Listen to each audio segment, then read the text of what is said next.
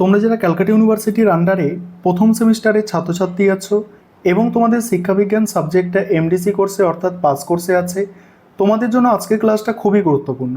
আজকের ক্লাসে তোমাদের সিসি ওয়ান পেপারের শেষ মুহূর্তে 100% কমনযোগ্য সাজেশন নিয়ে আলোচনা করব। দেখো 10 নম্বরের প্রশ্ন, ইউনিট 1 থেকে 10 নম্বরের জন্য যে প্রশ্নগুলো তৈরি করবে প্রথমেই দেখে নাও। এবং তোমরা যারা ইংলিশ ভার্সানের স্টুডেন্ট আছো তোমরাও আজকে ক্লাসটা দেখো, কারণ সাজেশনটা যেমন বাংলায় থাকছে তেমনই প্রশ্নগুলো ইংলিশেও লেখা থাকছে। এবং প্রথমেই তোমাদের বলে দিই 2023 সালের প্রশ্ন তোমাদের জন্য খুবই গুরুত্বপূর্ণ, কারণ প্রথম সেমিস্টার 2023 সালে প্রথম পরীক্ষা হয়, তারপর 2024-এ প্রথম সেমিস্টার দ্বিতীয়বার পরীক্ষা হয় এবং তারপর তোমরা 2025-এর স্টুডেন্ট 26-এ গিয়ে পরীক্ষা দিচ্ছ। তাই তোমাদের জন্য 23-এর প্রশ্ন হচ্ছে সবথেকে গুরুত্বপূর্ণ। এবারে দেখে নাও ইউনিট ওয়ান থেকে প্রথম প্রশ্ন আছে, শিক্ষার সংজ্ঞা দাও। শিক্ষার সংকীর্ণ ও ব্যাপক অর্থের অর্থ সংক্ষেপে ব্যাখ্যা করো। পরের প্রশ্ন কি আছে, সংক্ষেপে ব্যাখ্যা করো মানে কি, এখানে সংজ্ঞা দিতে হবে এবং বৈশিষ্ট্য দিতে হবে। তারপরের প্রশ্ন প্রকৃতিবাদের মূল নীতিগুলি কি কি, শিক্ষায় প্রকৃতিবাদের প্রভাব আলোচনা করো। পরের প্রশ্ন প্রয়োগবাদ বলতে কি বোঝো, এর মূল নীতি, শিক্ষায় প্রয়োগবাদের প্রভাব আলোচনা করো। পরের প্রশ্ন হচ্ছে ডেলর কমিশনের প্রতিবেদন অনুযায়ী শিক্ষার 4টি স্তম্ভ সম্পর্কে আলোচনা করো। এখানে দেখো এই প্রথম 4টে প্রশ্ন হচ্ছে সবথেকে গুরুত্বপূর্ণ, ইউনিট 1 থেকে 10 নম্বরের প্রথম 4টে প্রশ্ন। তারপরের প্রশ্ন আছে কি, বৌদ্ধ দর্শনের মূল নীতিগুলি লেখো। কি বললাম, বৌদ্ধ দর্শনের মূল নীতি। এবারে 2 নম্বর ইউনিট থেকে 10 নম্বরের জন্য যে প্রশ্নগুলো তোমরা তৈরি করবে দেখে নাও। এখানে প্রথম প্রশ্ন কি আছে দেখো, সহপাঠক্রমিক কার্যাবলীর সংজ্ঞা দাও। বিভিন্ন ধরনের সহপাঠক্রমিক কার্যাবলীর সম্বন্ধে সংক্ষেপে আলোচনা করো। পরের প্রশ্ন, একজন সুশিক্ষকের পেশাগত গুণাবলী বা আদর্শ শিক্ষকের গুণাবলী সম্পর্কে আলোচনা করো। কি বললাম, একজন সুশিক্ষকের পেশাগত গুণাবলী বা আদর্শ শিক্ষকের গুণাবলী সম্পর্কে আলোচনা করো।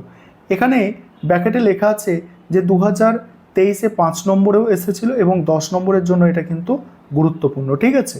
পরের প্রশ্ন কি আছে দেখো, শিশুর বিকাশে বংশগতি ও পরিবেশের প্রভাব আলোচনা করো। বংশগতি ও পরিবেশের প্রভাব।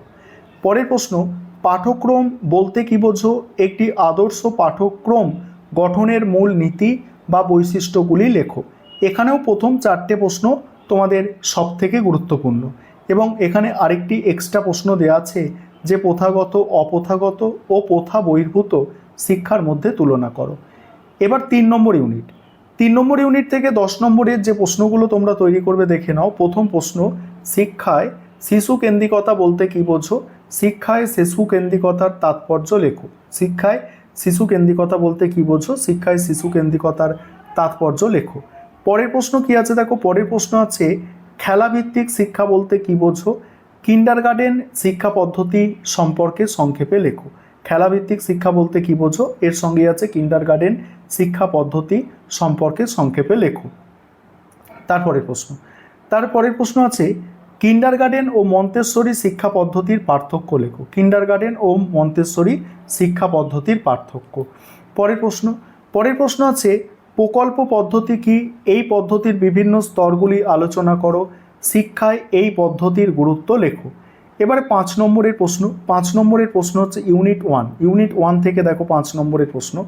প্রথম প্রশ্ন আছে ডেলর কমিশনের সুপারিশ অনুসারে জানার জন্য শিক্ষার তাৎপর্য লেখো। পরের প্রশ্ন আছে বর্তমান শিক্ষা ব্যবস্থায় বৌদ্ধ দর্শনের প্রাসঙ্গিকতা সংক্ষেপে আলোচনা করো। পরের প্রশ্ন, শিক্ষায় প্রয়োগবাদের প্রভাব সংক্ষেপে আলোচনা করো। শিক্ষায় প্রয়োগবাদের প্রভাব সংক্ষেপে আলোচনা করো। পরের প্রশ্ন আছে শিক্ষার সংকীর্ণ অর্থ ও ব্যাপক অর্থের মধ্যে পার্থক্য। শিক্ষার সংকীর্ণ অর্থ ও ব্যাপক অর্থের মধ্যে পার্থক্য লেখো। পরের প্রশ্ন, সংখ্যা দর্শনের বৈশিষ্ট্যগুলি আলোচনা করো।